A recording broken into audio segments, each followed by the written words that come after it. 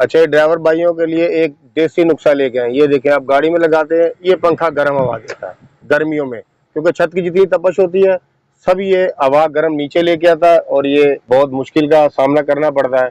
आपके लिए देसी एक नुस्खा है ये वाला। ये कूलर है, गाड़ी के लिए छोटा सा है बिल्कुल, और 12 वोल्ट का है। इस पे लोड भी ज्यादा नहीं पड़ता बैटरी पे। चलती हुई गाड़ी में तो कामयाब नहीं है क्योंकि पानी गिरता है। ये देखें, ये पानी की सप्लाई है, ये पंप चल रहा है, नजर आ रहा है आपको, ये पानी की सप्लाई हो रही है।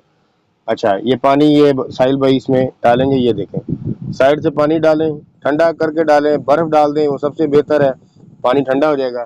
ये है फैन का स्विच, ये मैंने बंद किया है और ये देखें ये ऑन किया, पंखा चल गया। ये पंप है, ठीक है, ये अंदर जो पंप होता है पानी की सप्लाई करता है। ये देखें आप, क्या मजेदार काम है। 3 माह इंजॉय करें और गर्मी को दूर करें, और जब सर्दी आएगी तो खत्म कर दें। खर्चा भी नहीं है, सोलर प्लेट लगा लें, वो सबसे बेहतर है।